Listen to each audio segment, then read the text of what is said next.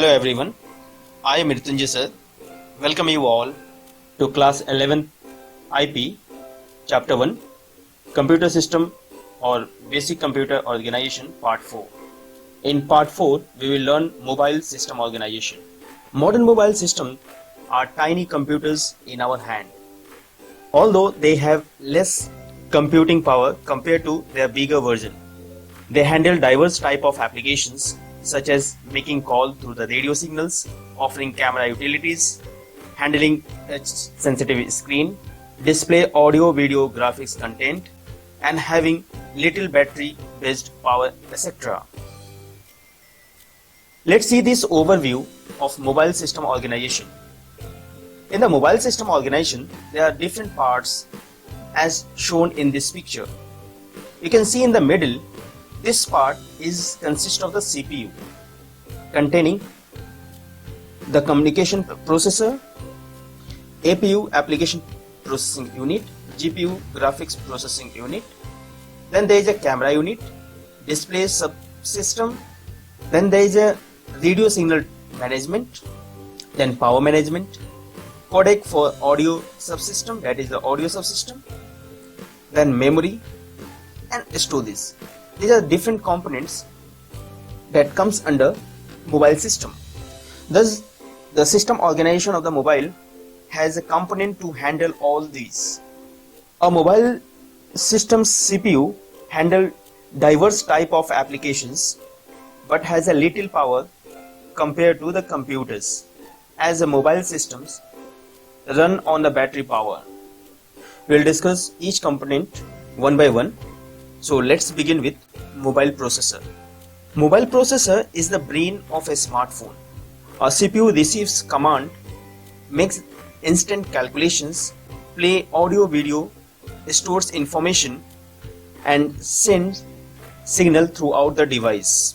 The CPU of the mobile system has two sub-processor, that is communication processing unit and number 2, that is application processing unit.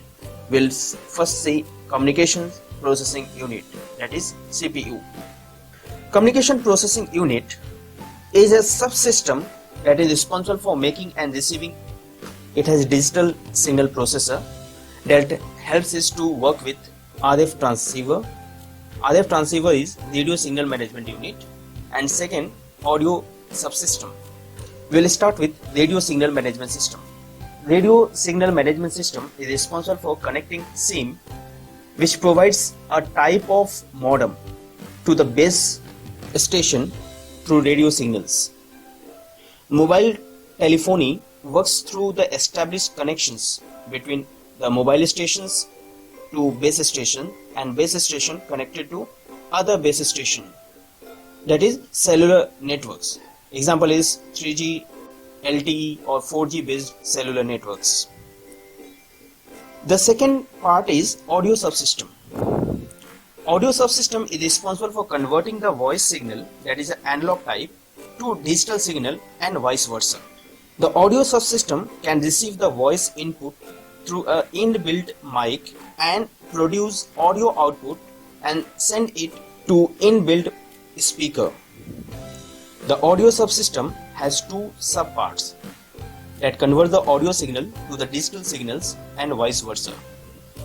The first is DAC, that is digital to analog converter. It produces the digital audio output to analog audio form. Second is ADC, that is analog to digital converter. It receives the audio input and convert it into digital signals and vice versa. You can see this picture. There is an analog signal, that is a voice signal. That voice signal is an input, and by the ADC it is converted into the digital signal. Similarly, in the second case, you can see this digital to analog converter takes the digital signal, that is in a binary code, and convert it into analog signal. So this way the one type of signal is converted to another type. Now we'll see the second sub-processor of CPU, that is application processing unit. This subsystem is responsible for governing, controlling all types of operations taking place on a mobile system. The application processing unit is responsible for carrying out different applications that a mobile system can perform, such as making the calculations, playing music, browsing net, streaming videos, connecting to other devices, capturing photos or videos, saving data, and so on. It has a separate subcomponent available to it which enhance its power and performance. This component is GPU, that is Graphical Processing Unit. So graphical processing unit assists the CPU by handling the visuals and other graphically reached applications. So GPU differs from the CPU by handling the visual rendering elements of a phone display, whereas the CPU is the brain of the device handling all the heavy computation and the logic behind the screen. The application processing unit is connected with all other subsystems of the mobile system, such as display subsystem, camera subsystem, memory, storage, connectivity subsystem, etc. So before that we will see SoC. So let's see the SoC, that is system on a chip. These days major components of the mobile system are integrating the chip called system on a chip, that is SoC.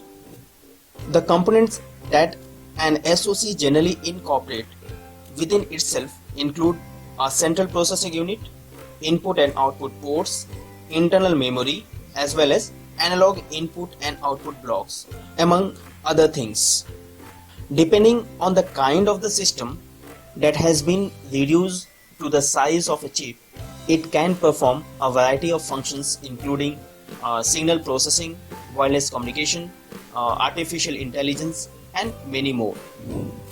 So what is the reason behind this SoC? One of the main motivators behind the creation of system on a chip, that is SoC, is to reduce energy waste. Second is to save up spending cost, and third is to reduce the space occupied by the large systems.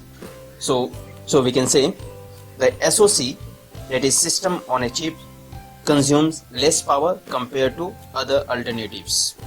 Now you can see in this again the same system organization. In this part, that is a central part, in this mobile organization we have discussed this communication processor including the APU and GPU. Now one by one we will discuss the other subsystems like display subsystem, radio signal management, power management, then audio subsystems, and memory, storage, and camera unit. So one by one we will discuss. So let's begin with the display subsystem. Display subsystem is responsible for providing display facilities and sensitive interface. This is important subsystem as most mobile systems get instructions through touch based and other sensors. It supports display screen. Most display screens such as the AMOLED based display screen forms a major part of this subsystem. Second is a touch sensitive interface that activates the touch sensors of the mobile system screen and recognize instructions given through it. And third, it supports touch sensitive keyboards that allow us to type letters and numbers through touch. Now we'll see the next subsystem, that is camera subsystem. This subunit is designed to deliver a tightly bound image processing package and enables an improved overall pictures and video experience. It has integrated image signal processor that ensures the things like instant image capture, high resolution support, image stabilization, and other image enhancements. The camera sensor you can see in the picture, the camera sensor that is available in this subsystem helps to scale and crop the images to create the static generations through the 3A algorithms, and it also provides a facility for the image processing including demosec, color corrections, and tone curve adjustment. And after that, after doing the scale crops, image processing, and static generation, it creates the output in the form of metadata and image streams. Now we'll see mobile system memory. Like other counterparts, a mobile system also needs memory to work. A mobile system's memory is comprised of the following two types of memories. Number one is RAM, that is random access memory, and number two is ROM, that is read-only memory. Let us discuss one by one. A RAM, it is also called work memory of mobile system. The installed mobile apps when run are first loaded in the RAM and then executed, and these apps remain in the RAM after we are no longer using them, and then they are shifted to the background. The more RAM we have on the smartphone, the better the performance and the faster the phone will generally be. One thing we must remember, that RAM can only work when the mobile device is turned on. In other words, we can say that a RAM does not store information when the device is turned off. The second is a ROM, that is a read-only memory. It is a part of the mobile system's internal storage, and it is not accessible for the users to write on, and is thus referred to as read-only memory. A ROM is basically a flash memory, or technically that is known as double EEPROM, that we have discussed in the memory part also. Double EEPROM means electrically erasable programmable read-only memory. This ROM part of a mobile system internal storage is where the operating system resides. It also has pre-installed app in this memory which cannot be deleted by users. This is the reason why we do not get full internal memory, because a part of it has been used to house the operating system and other pre-installed apps. There are certain differences between a RAM and ROM. Let's see this table.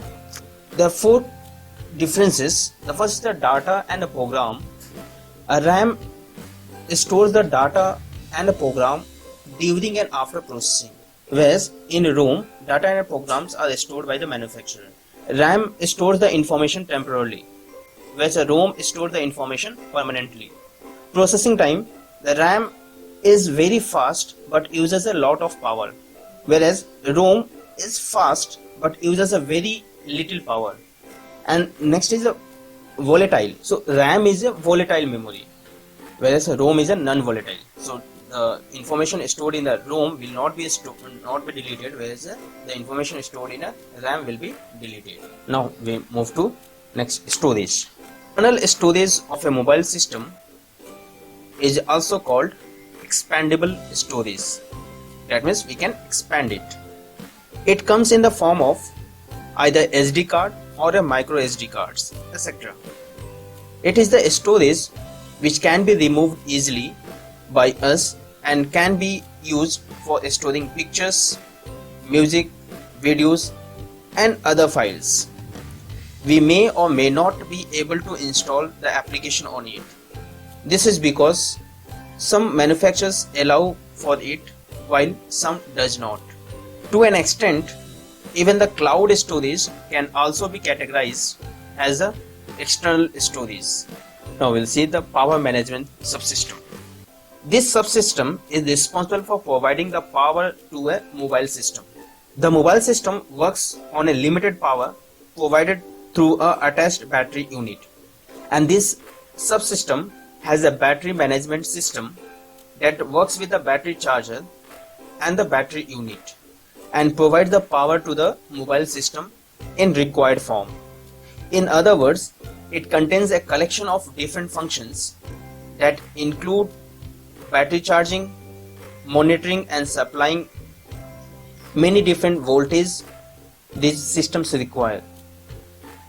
It also contains the software control, turn on and turn off features to optimize the power consumption and battery life of the mobile system. Now we have discussed all the things in mobile system organization. Please note, if you have any doubt in any of the session, please do write in the comment, and at the same time please prepare your notes. So all of you, stay home, stay safe. Thank you.